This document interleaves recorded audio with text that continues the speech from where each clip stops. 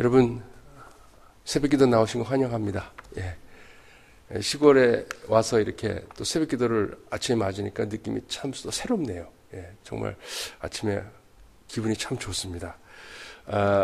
짧은 시간이지만 오늘 아침에 주님께서 주시는 말씀을 같이 묵상하기 원합니다. 제가 어제도 말씀드렸지만 교회가 새롭게 탄생하면서 제 마음속에 우리 목사님도 당연하실 거고요. 우리 신신하신 목사님이 또 여러분들도 그러실 거예요. 교회가 건강한 교회로 자리매김을 하고 성장하기를 원한다. 우리의 모두의 바람입니다. 어저께 말씀드린 대로 몇 가지 요소들이 있는데 그 중에 하나가 뭐냐면 교회를 구성하고 있는 멤버들이 구성원들이 믿음의 목적에 대해서 왜 믿는가에 대해서 정확한 답을 갖고 신앙생활을 하게 되면 우리가 많은 문제로부터 우리가 자유할 수 있고 흔히 말하는 기성교회들 문제가 많은 교회들에 갖고 있는 그러한 것들을 우리가 피해 나갈 수 있기 때문에 그런 말씀 어저께 말씀을 같이 드렸습니다. 오늘은 그것에 이어서 우리가 왜 믿는가에 대한 우리가 답을 갖고 있으면서 사실 하나님 앞에 하나님 원하시는 우리 모습이 되기 위해서 제일 우리가 중요한 것이 뭐냐면 기도의 생활입니다. 이걸 뭐 단어를 기도의 생활이라는 단어가 좀 썩 마음에 들지는 않아요. 그러나 뭐 생활의 기도하라 그래도 되고요. 크리스천으로서 우리가 갖고 있는 죄성과 이런 것이 있기 때문에 우리는 늘 하나님 앞에 그 기도하는 자세, 올바르게 기도하는 자세가 우리에게 필요하다는 말씀을 드리려는 것이 오늘 아침에 제 말씀의 포커스입니다. 그래서 오늘 제목이 기도의 영성이라는 제목인데요. 여러분 기도라는 단어도 많이 들으셨고 영성이라는 단어도 들으셨을 거예요. 근데 기도의 영성이라고 제가 오늘 제목을 잡았습니다. 근데 사실은 신앙이라는 단어를 우리가 많이 듣지만 영성이라는 단어는 그렇게 많이 사용하지는 않은 것 같아요. 교회에서. 그런데 신앙이라는 단어와 영성이라는 단어는 조금은 다릅니다. 예를 들면 신앙이라는 단어는 그 의미가 갖고 있는 것이 신자의 삶에 나타나는 모습을 우리가 일반적으로 신앙이라는 단어를 사용합니다. 그 사람 참 신앙이 좋아. 그러면 어떻게 이렇게 교회를 잘 섬기고 어려운 이웃들을 돌보고 정말 이 교회를 내 집처럼 이렇게 세워나갈 수 있는가? 또 신앙생활, 예를 들면 뭐 말씀을 묵상하든지 말씀대로 사는 것이 어떻게 이렇게 잘 살 수 있을까? 우리가 그럴 때 신앙이라는 단어를 씁니다. 그러니까 신자의 삶에서 나타나는 현상들을 근거로. 그런데 영성이라는 단어는 그것과 조금 다르게 그러한 신앙을 가능하게 하는 보이지 않는 크리스천의 내면 세계를 말하는 겁니다. 그러니까 신앙이 겉에 나타나는 모습이라면 영성은 그 신앙을 가능케 하게 하는 그 한 신앙인의 마음의 그 내면의 세계를 말하는 겁니다. 이것을 다른 말로 하면 우리 사람들에게 성격이 있습니다. 그래서 우리가 처음 봐서는 모르지만 조금 지나고 삶을 살아보면 성격을 조금씩은 알아가죠. 그것과 비슷합니다. 신앙이 우리의 삶의 모습이라면 영성은 우리의 성격과 같은 것입니다. 그래서 쉽게 말하면 기독교 신앙에도 이 성격이 있다는 겁니다. 그래서 영성은 신앙의 성격이다. 영적인 성격이다라고 얘기할 수 있고 어떤 영성을 갖고 있느냐에 따라서 어떤 신앙생활이 가능하냐라는 것이 연결이 된다는 말씀입니다. 그래서 기독교 영성이 제가 설명을 좀 드리면 기독교 영성에는 두 가지 종류의 영성이 있습니다. 하나는 위로부터의 영성이라고 우리가 부를 수 있습니다. 아니면 밖으로부터의 영성. 그리고 또 하나는 아래로부터의 영성 아니면 안으로부터의 영성이라고 표현할 수 있습니다. 하나씩 살펴보면 먼저 위로부터의 영성은 영성의 근거를 외부에서부터 시작하고 발견하는 것이 위로부터의 영성입니다. 밖으로부터의 영성. 그래서 그렇게 부릅니다. 예를 들면 성경에 등장하는 위대한 인물들이나 바울이나 이런 사람들 아니면 믿음의 조상들 가운데에 우리 믿음의 역사에 훌륭한 크리스찬들 또 기독교 역사에서 성자들 이런 분들을 보면서 예를 들면 바울, 예수 그리스도 우리가 가까이에는 훌륭한 목사님들도 많습니다. 언더우드 선교사님도 그렇고 한국의 주기철 목사님, 한경정 목사님, 김수환, 주기경 이런 분들. 그분들을 보면서 그 삶을 보면서 나도 저렇게 훌륭한 크리스찬이 되고 싶다라는 시작의 출발점이 바뀌라는 겁니다. 그런 분들에게 도전을 받는 겁니다. 그리고 나를 다짐하고 내가 이런 크리스찬이 되어야 되겠다. 그런 경우가 이 위로부터의 영성입니다. 어떤 때는 우리가 기독교하고 상관이 없이 여러분 가끔 혹시 TV 드라마나 아니면 뭐 다큐멘터리 같은 걸 보면 아주 감동적인 얘기들이 나옵니다. 훈훈한 마음을 참 뜨겁게 하고 우리의 마음을 심금으로 올려주는 그런 얘기들을 듣게 됩니다. 뭐 많은 경우에 크리스찬이지만 크리스찬이 아닐 수도 있습니다. 근데 그런 걸 보면서 나도 저렇게 살아야 되겠다. 마음에 다짐을 하고 여러분들이 눈물을 흘리고 나를 그 삶의 도전을 받습니까? 그럼 이런 게 다 위로부터의 영성, 밖으로부터의 영성이라는 겁니다. 그래서 이 위로부터의 영성, 밖으로부터의 영성을 다른 말로 하면 이것은 채움의 영성입니다. 나를 채우는 겁니다. 채움의 영성 아니면 부유의 영성이라고도 부를 수 있습니다. 이렇게 풍부한 부의 영성이라고 부를 수 있습니다. 근데 반면에 이와 반대의 영성이 아래로부터의 영성입니다. 이것은 위로부터의 영성과는 다르게 영성의 근거와 출발이 밖이 아니고 다른 사람이 아니고 바로 내 자신, 특별히 나의 내면 세계가 된다는 겁니다. 즉, 내 자신을 돌아봅니다. 정직하게 내 자신을 돌아보면서 깨닫는 겁니다. 그리고 발견하는 겁니다. 그러면서 발견하는 모습, 나의 진정한 내 자신의 모습을 발견하면서 하나님이 살아계신 게 분명하구나. 그리고 그 하나님이 살아계셨을 뿐만 아니라 그분이 이 땅에 예수 그리스도로 오셔서 나를 위해 죽으셨구나. 이것을 확인하게 되는 겁니다.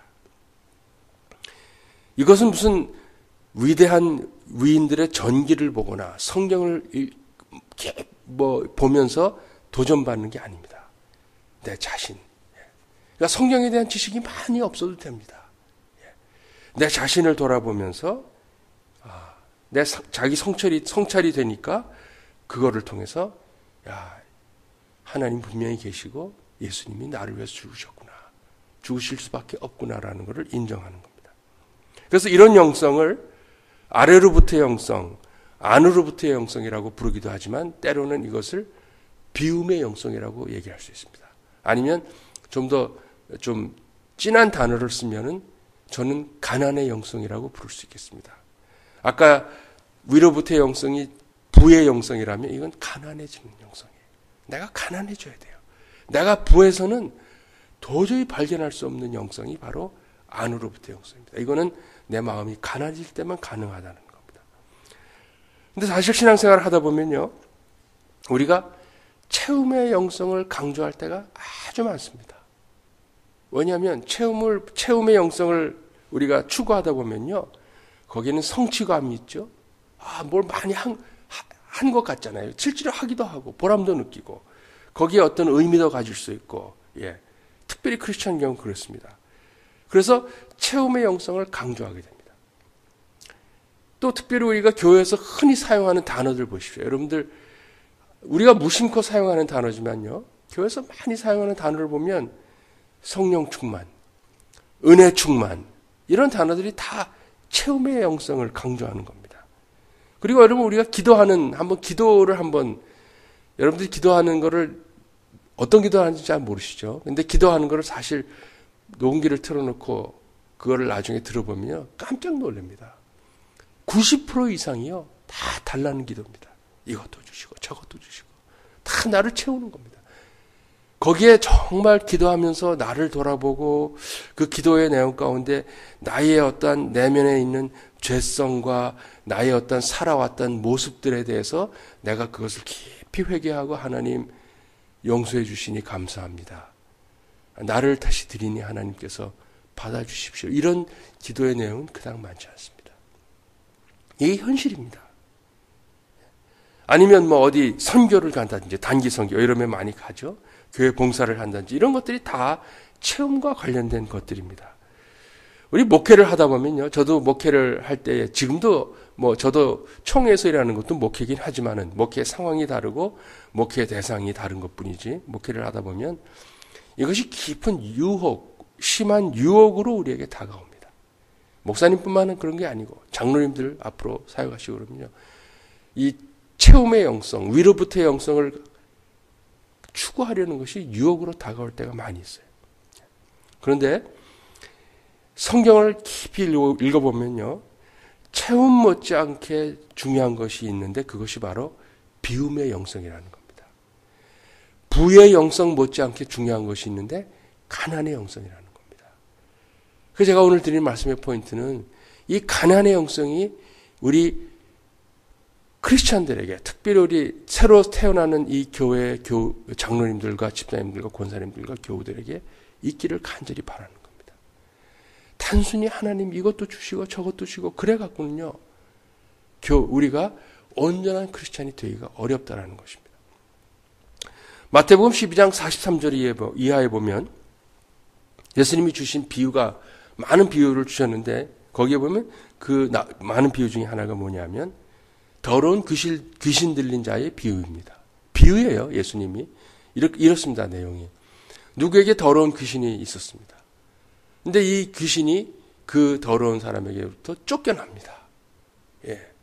쫓겨나니까 이 귀신이 바깥으로 돌아다닙니다. 그런데 다른 집에 그러니까 인간의 영혼이죠. 우리의 내면에 다른 집에 들어가려고 하는데 갈 데가 없는 거예요. 마땅한 데가 없는 거예요. 그러니까 이 귀신이 방황을 합니다. 한참 지나서 방황을 하다가 드는 생각이 뭐냐면 야, 내가 옛날에 살던 그 집은 어떻게 돼 있을까? 궁금한 거예요.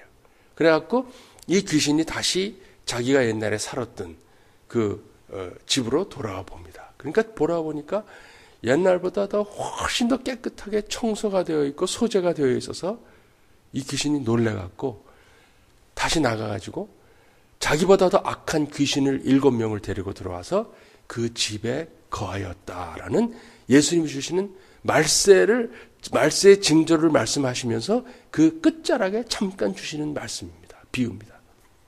이 비유는 오늘날 우리 크리스찬들이 깊이 묵상해야 되는 비유입니다. 왜냐하면 이 비유는 우리의 신앙생활에 이 비움의 단계가 얼마나 중요한지를 우리 가르쳐줘요. 여러분 우리의 영혼이 우리의 내면 세계가 먼저 비움으로 깨끗이 정리가 돼야 된다는 겁니다. 우리가 내면 세계가 정리가 되지 않고 옛날에 더러운 이런 것들, 안 좋은 것들로 있는 상태에서 계속 거기다 채워넣어 봐야 다 더러워진다는 겁니다. 그래서 예수님이 주신 말씀은요. 우리의 영혼이 우리의 내면 세계가 먼저 비워지고 깨끗하게 청소가 되고 그 다음에는 반드시 거기에 성령의 충만, 성령으로 그것을 채워넣는 것이 신앙생활에 아주 중요하다라는 그러한 말씀으로 우리에게 비유를 주신 겁니다. 그래서 우리가 기도를 할 때에 또 우리의 영성이 체험의 영성을 추구하기 이전에 먼저 가져야 되는 것은 나를 돌아보는 비움의 영성이 그 안에 먼저 자리 잡아야 됩니다. 자기 성찰을, 나를 깊이 돌아보는 과정이랍니다. 그래서 산상수훈에 보면 그 팔복의 첫 번째 예수님이 주신 8가지 복 중에 첫 번째 복이 내용이 뭐죠? 심령이 가난한 자는, 마음이 가난한 자는, 마음이 청소가 되고 비워지는 자는 복이 있나니 그 복의 내용이 뭐예요? 천국이 그들의 것입니다. 그러니까 내 자신의 내면 세계가 이 비움의 영성을 통해서 비움의 그 신앙을 통해서 청소가 되고 깨끗해지면 하나님의 음성이 거기 들어온다는 겁니다. 하늘나라가 거기 임한다는 뜻입니다. 그래서 이 비움의 영성과 체험의 영성은 항상 같이 가는 겁니다. 비움의 영성이 있고 거기에 체험이 있고 인간이니까 또 살다 보면 그 안에 지저분한 안 좋은 것들이 우리 안에 들어옵니다. 누구나 예외 없이. 그러면 그걸 또 기도로서 하나님 앞에 마음을 올려드리고 나를 드림으로써 또 깨끗이 마음을 정리를 하고 비우고 또 그러면 하나님께서 그 다음 새로운 단계에 좀 더 깊은 충만한 단계의 영성을 채움을 은혜를 허락해 주시고 이 단계가 반복한다는 겁니다. 그래서 건강한 영성을 가지려면요. 특별히 어제 말씀드린 대로 우리가 하나님 앞에서 하나님이 원하는 나의 모습이 되어지려면 반드시 이 비움의 영성과 채움의 영성이 같이 가야 한다는 겁니다. 오늘 저희들이 읽은 창세기 12장 1절부터 4절까지를 그 내용을 보면요. 많이 내용이 있지만 짧게 읽었습니다. 오늘 본문의 내용을 히브리서 8장에는 다음과 같이 기록을 하고 있습니다. 히브리서 8장에 보면 다음과 같이 기록이 되어 있습니다. 믿음으로 아브라함은 부르심을 받았을 때에 순종하여 장래의 유업으로 받을 땅에 나아갈새 갈 바를 알지 못하고 나아갔다. 그러니까 믿음으로 아브라함이 부름을 받았는데 아브라함이 순종을 했다는 거예요. 그런데 장래의 그 유업으로 받을 땅을 나아가는데 어디로 갈지를 알지 못했지만 그가 믿음의 발길을 내딛었다라고 오늘 본문을 한 절로 표현하고 있는 거예요. 여러분 이게 신앙입니다. 그런데 이 신앙의 의미를 좀 생각해 보면요. 여기 중요한 것은 아브라함이 갈 바를 알지 못하고 나아간 거예요. 그러니까 하나님이 어디로 가라고 구체적으로 가르쳐 주지 않았는데 아브라함이 길을 떠났다는 의미입니다. 여러분 그 의미가 뭘 것 같아요? 갈 바를 알지 못하고 나아갔다. 여기서 갈 바를 알지 못했다라는 것은 어디 갈지 모르는데 그날 아침에 일어나서 기분 내키는 대로 느낌에 하나님이 이리 가라는 것 같다 그러고 갔다라는 그런 거 아닙니다. 아니면 어떤 때는 가끔 성경에도 나오지만 밤에 아브라함이 자다가 환상을 보고 하나님께서 너 길을 떠나라. 그래서 그냥 떠났다. 그런 얘기도 아닙니다. 오늘 아니면 동전을 이렇게 던져갖고 딱 찍어서 이리 갈까 저리 갈까 해서 갔다. 그것도 아니에요. 오늘 본문에 성경에 그 표현은 나와 있잖아요. 그러나 아브라함은 건강한 영성을 가지고 있었기 때문에 어디로 갈지를 알지 못했지만 그 길을 떠난 거예요. 여러분 이민 오실 때 생각나세요? 어저께 제가 어느 분하고도 얘기 나눴는데 저보다 1년 먼저 오신 집사님 계시더라고요. 미국에 오는 것도 얼마나 두려웠습니까?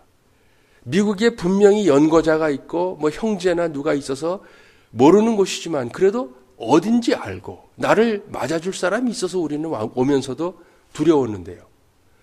아브라함은 어디로 갈지도 몰랐어요. 누가 환영해 주는 거는 말할 것도 없고 어디로 갈지도 몰랐지만 가자. 보따리 짊어지고 떠났다라는 거예요. 근데 그게 바로 건강한 영성이 있었기 때문에 그게 가능한 것이고 즉 아브라함에게는 비움과 채움의 영성이 있었기 때문에 가능하다라는 말씀입니다. 오늘 본문 전후를 읽어보면서 창세기 12장을 읽어보면서 두 가지 단어를 우리가 유념해야 됩니다. 첫 번째는 12장 4절을 보면 아브라함의 길을 떠날 때에 그의 나이가 75세라 그랬습니다. 여러분 75 제가 어르신들 연세를 제가 모르겠습니다만은 아마 되신 분들 계시죠. 75요. 그때 길을 떠나는 거예요. 여러분 그 나이 때 길을 떠날 수 있겠습니까? 물론 당시에는 오래 사셨다고 하니까 좀 지금과 좀 기준이 다를 수 있지만 75세라는 거예요. 그다음 두 번째는 75세가 됐는데 아브라함이 자식이 없었다는 겁니다. 75이 될도록 자식이 없었어요. 사실 창세기 그 12장부터 25장까지를 쭉 보면 아브라함의 스토리의 주제는 자식입니다. 아브라함의 자식이 아브라함의 스토리를 끌고 가는 메인 추진력입니다. 아브라함의 스토리 참 재미나요. 제가 옛날에 목회할 때 어느 장로님이 지나가는 말로 그런 얘기를 이분은 장로님 돈도 많으시고 참 교회 봉사도 그렇게 성실히 하시는 분이 없어요. 근데 그분이 지나가는 말로 그런 얘기예요. 목사님, 세상에 제 경험으로는 안 되는 게 두 개가 있습니다. 그래서 뭔데요? 그랬더니 골프하고 자식이 안 됩니다. 내 마음대로 그러더라고요. 골프가 내 마음대로 안 맞는다. 자식이 내가 원하는 대로 안 된다. 여러분 혹시 우리 가운데 자식 때문에 고생하십니까? 어쩌면요, 그 문제가 여러분들이 하나님 앞에 아브라함처럼 믿음의 길을 내딛는 계기가 될 수도 있다는 것을 놓치지 마시기 바랍니다. 아브라함이 75이 됐는데 그렇게 원하는 자식이 없어요. 오늘 저희들이 읽은 본문 바로 전에 보면 창세기 11장 마지막에 보게 되면 아브라함에게 형제가 셋이 있습니다. 아브라함, 나홀, 하란. 이 3형제가 있는데 아브라함이 제일 큰 아들이에요. 근데 뭐 긴 설명 못 드리지만, 그리고 후에 나오는 얘기를 보면, 연결해 보면, 3형제 가운데 유일하게 아브라함만 자식이 없었어요. 자식이라면 아들이죠. 자식이 없는 거예요. 다른 형제들은 다 자식이 있는 거예요. 여러분, 그때 아브라함이 느끼는 기분이 어떻겠어요? 아브라함은요, 인간은 예나 지금이나 다 똑같습니다. 내 남동생들은 다 자식 놓고 평안히 잘 사는데, 남부럽지 않게 사는데 나는 자식이 없어요. 아브라함의 마음이 어땠겠어요? 참 착잡했을 겁니다. 예나 지금이나 똑같죠, 사람 사는 모습은. 75세에 자식이 없다라는 얘기는 성경에 기록이 되지는 않았지만 아브라함이 자식 때문에 자식을 갖고 싶어서 얼마나 고민하고 힘들었을까. 또 75년 동안 아브라함이 어떻게 하면 나도 동생들처럼 자식 낳고 편안히 살까, 남부럽지 않게 살까 노력을 했을까라는 것을 간접적으로 알 수 있는 겁니다. 75세에 아들이 없는데 그냥 감사하다 그러고 살았겠어요? 그렇지 않죠. 아브라함도 자식이 갖고 싶은 거예요. 그래서 아브라함도 성경에 나와 있지는 않지만 아마 요즘 말로 하면 당시에 용하다는 의사 찾아가서요, 한방도 한 첩 져서 먹었을 수 있고요. 좋다는 거 다 했을 겁니다. 정말 자식을 갖기 위해서. 성경에 나와 있진 않아요. 그런데 75년을 그렇게 고생했는데, 물론 75년은 아니겠죠. 결혼을 성인이 됐으니까. 평생을 그렇게 했는데 남들이 자식을 얻었다라는 방법이, 그 얘기를 들으면 가서 물어갖고라도 그 방법을 따라 했을 텐데 결과는 뭐예요? 아직도 자식이 없어요. 75년 동안. 무슨 말씀이에요?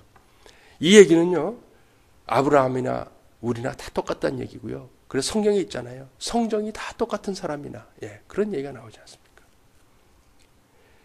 아브라함은 평생 동안, 또 하나는 아브라함은 평생 동안 어떻게 하면 잘 살까? 이 질문을 하고 살은 사람이에요. 어떻게 하면 내가 아들을 가질 수 있을까? 어떻게 하면 나도 남부럽지 않게 살 수 있을까? 우리말로 하면 어떻게 하면 이민을 와서 돈 벌고 살 수 있을까? 이민 먼저 온 사람들 얘기 들어보니까 이렇게 하니까 잘 살았대더라. 그러면 나는 어떻게 하면 나도 저 사람처럼 살 수 있을까? 그런 것들을 아브라함은 평생을 질문을 하고 그것 때문에 살아간 사람이라는 거예요. 또 더군다나 아브라함의 가족이 갈대아 우르에서 하란으로 이민을 갔던 사람이기 때문에 이민자의 가정에서 태어난 이민자의 가정이었기 때문에 그런 질문을 할 수밖에 없었던 겁니다. 그런데 75년 동안 어떻게 하면 잘 살게 수 있을까라는 질문만을 하던 아브라함이 어느 날, 하나님을 믿는 사람이니까 어느 날 하나님 앞에 마음에 어떤 계기가 됐습니다. 그래서 자신을 돌아보게 됩니다. 75년 동안 내가 그렇게 바라던 자식이 생기지 않는데, 그런 마음의 번민으로서 기도를 하는 가운데 자기를 돌아봅니다. 그러면서 얻는 결론이 뭐냐면, 내가 왜 이렇게 살아야 되는가? 자식이 없으면 없는 거지. 자식이 없는다고 내 삶이 끝나는 건 아니지 않는가? 자식이 있으면 좋지만 자식이 뭐길래? 없으면 없는 대로 하나님이 인도하는 대로 살면 되는 거 아닌가라는 마음의 생각이 드는 겁니다. 즉 아브라함에게는 평생 체험의 영성만 가지고 살던 아브라함이 드디어 비움의 영성을 경험하게 되는 겁니다. 그러면서 자기 성찰을 이루어지고 그 안에 비움의 영성이 이루어지니까 하나님 앞에 모든 걸 맡길 수 있는 겁니다. 하나님, 자식 없어도 괜찮습니다. 하나님만 나와 같이 하신다면 내 평생의 남은 생에 자식이 없어도 I'm okay with that. 그 얘기를 했을 겁니다. 그래서 그는 길을 떠날 수 있었다라는 말씀입니다. 그래서 자기 성찰은 그만큼 중요한 겁니다. 제가 이전에 일반 목회를 하지 않고 제가 목회하는 분들이 대부분 목사님들 그리고 장로님들입니다. 많은 목사님들 수백 명 목사님들을 만나고 이렇게 이규훈 목사님처럼 훌륭하다 그러면 안 되죠. 목사한테 신실하신 분을 만날 때는 참 기분이 좋습니다. 목사가 훌륭하다는 거 똑딱하다는 거는 그건 칭찬이 아니에요. 그건 욕이라고 저는 생각합니다. 목사는 좀 바보스럽고 좀 이렇게 비도 약하고 약간은 좀 이렇게 순진해야 됩니다. 그러면서 우리 이규훈 목사님 제가 깊이 오래 사귀지는 못했지만 제가 참 마음에 이렇게 기쁨으로 맞이하는 목사님인데, 그런데 많은 목사님들 만나는데 그냥 봐서는 몰라요. 그분의 사역의 내용을 멀리서 이렇게 듣고도 몰라요. 그러나 그분과 같이 일을 한다든지, 특별히 장로님들도 그렇고요, 같이 사역을 하고 대화를 나눠보면 마음에 오는 느낌이 있습니다. 그것이 뭐냐면 이분에게 가난의 영성이 부족하구나, 그런 걸 느낄 때가 있습니다. 그러면 제 마음 가운데 이제 기도를 하죠. 하나님, 이 목사님이 아니면 이 장로님이 지금 너무 체험의 영성으로 가득 차 있는데 하나님 이분의 마음을 비워주십시오. 그리고 자기 성찰을 할 수 있도록 도와주십시오. 제가 그런 기도를 합니다.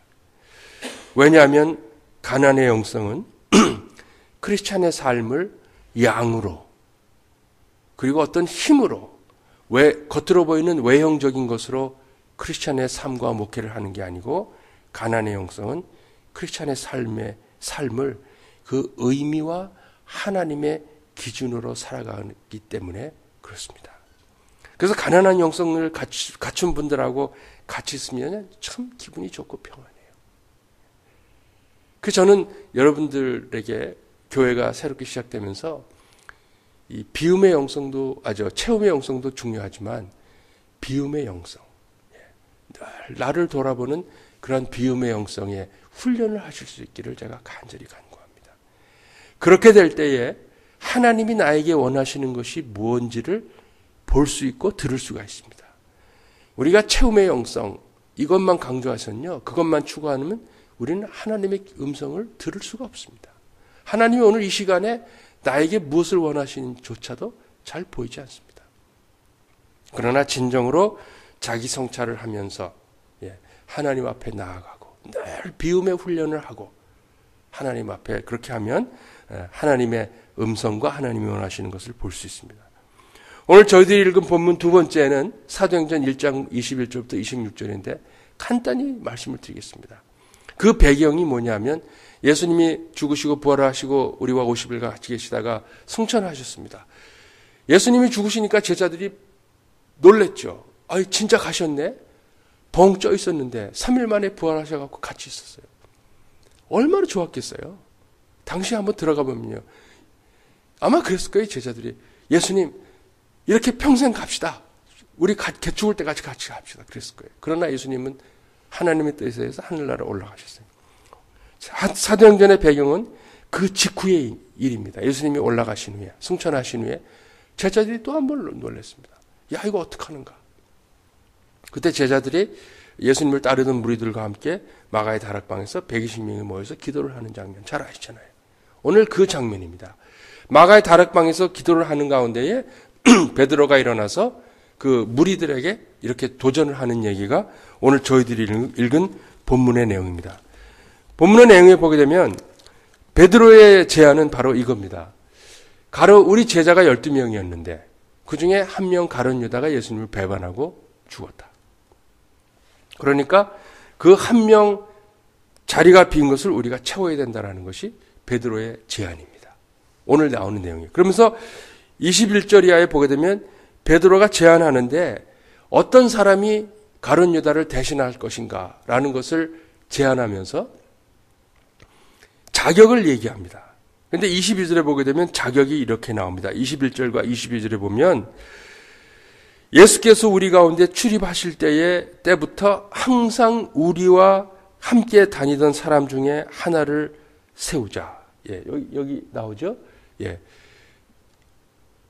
그러므로 주 예수께서, 세 번역이라 제가 다시 읽겠습니다.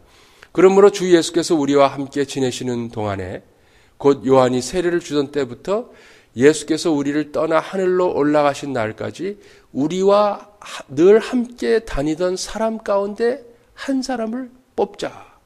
그리고 우리와 더불어 부활의 증인으로 삼아야 할 것이라. 그러니까 우리 가운데 예수님과 같이 동행하던, 그러니까 갑자기 새로 들어온 사람이 아니고 예수님과 같이 사역을 하실 때 쭉 계셨던 사람 가운데 한 사람을 뽑아서 그 사람이 부활의 증인이 될 수 있는 그런 사람으로 뽑자라는 게 베드로의 제안입니다. 이 의미는 두 가지 의미가 있습니다. 부활의 증인이라는 의미는, 하나는 당시에는 예수님이 죽으시고 부활하셨다, 승천하셨다. 이거는 우리는 다 정답을 알지만요, 당시의 사람들은 그걸 믿을 수가 없습니다. 어떻게 믿어요? 사람이 죽었다 부활하는 것도 믿기 어려운데 부활하고 승천하셨다? 믿을 수가 없습니다. 그러니까 이 모든 과정을 겪고 목격한 사람, 경험한 사람 가운데 뽑자라는 것이고요. 그래서 부활의 증인으로 삼자라는 의미가 있습니다. 그런데 두 번째 의미는 오늘날 우리들에게 적용되는 의미입니다. 이 얘기는 우리는 예수님 부활을 못 봤잖아요. 그러나 우리가 믿음으로 성경을 통해서 그걸 믿는단 말이에요.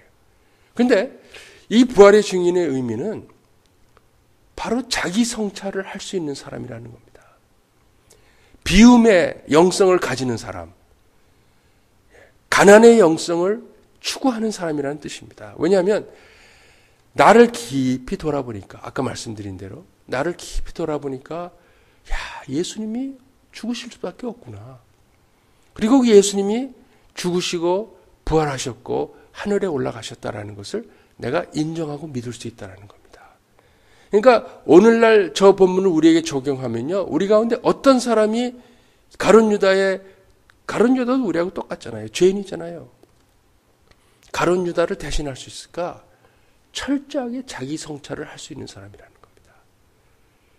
그런 사람이 바로 부활의 증인이 된다. 여러분과 저를 얘기하는 겁니다.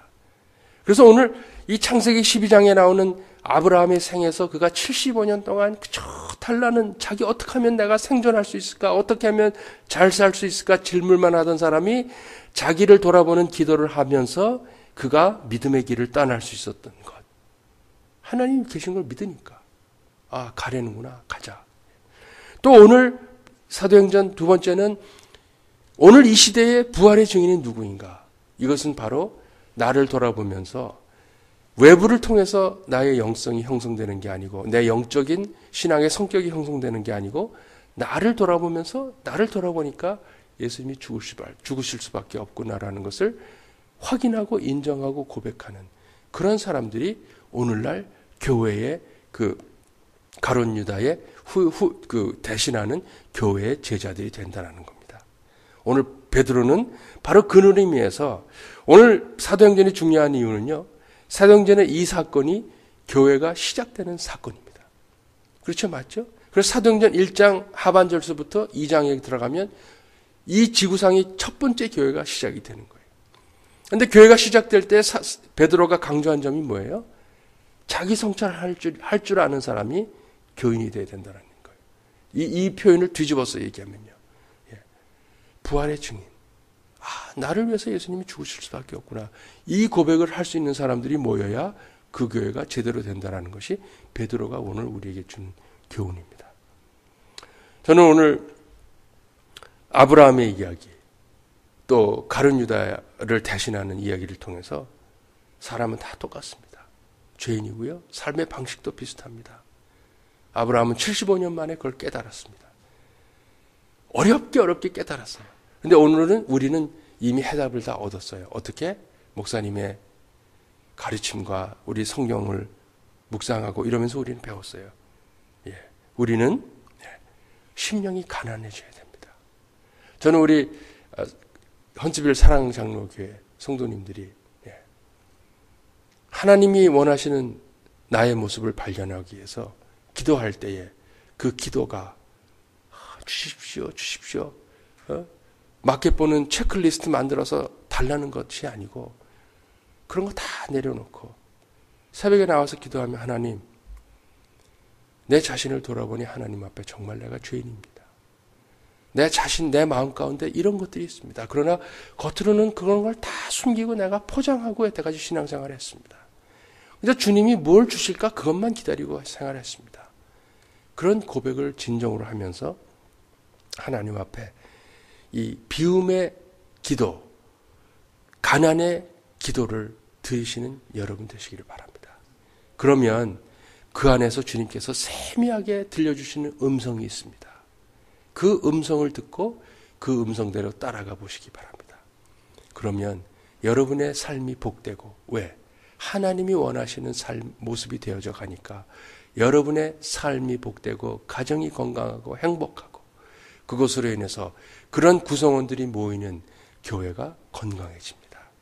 그러면 그것이야말로 진정으로 이 땅에서 원하는 하나님의 교회가 되는 것입니다. 하나님의 교회는 누가 돈, 헌금, 교회 전체 헌금의 절반을 한 사람이 내서 그거는 아닙니다. 멋진 예배당은 지을 수 있을지 모르겠지만 그거는 하나님이 원하는 교회가 아닙니다. 작은 성도 한 사람 한 사람이 인간적으로 볼 때는 별것 아닌 것처럼 보이는 한 분 한 분이 하나님 앞에 나와 진심으로 기도하면서 비움의 영성, 비움의 기도, 가난의 기도를 드리고 그런 기도의 영성의 훈련이 되어져 갈 때에 어린아이가 새로 태어나서 젖 먹고 철없는 것 같지만 좋은 것으로 먹이고 부모의 사랑 가운데 양육이 되면 그 아이가 장성한 인물이 되어서 세상이 필요한 일꾼이 되는 것처럼 똑같이 이 교회가 헌치빌교회 지금 새로 태어나지만 이 교회가 앞으로 이 지역에서 꼭 필요한 교회가 꼭 커지는 거 아닙니다. 그러나 사람들이 보고 야, 사랑의 교회는 달라. 사랑의 교회 교인들은 정말 믿음의 사람들이야. 그런 칭송을 받는 것입니다. 오늘 이제 새벽에 우리 기도할 텐데 여러분들 앞으로 그런 기도의 훈련을 하실 수 있기를 바랍니다. 그래서 가난의 영성을 통해서 우리의 내면 세계가 비워지고 그 안에 주님의 은혜와 성령의 충만이 채워져서 건강한 크리스찬, 건강한 교회가 될 수 있기를 예수님의 이름으로 축원드립니다. 같이 기도하시겠습니다.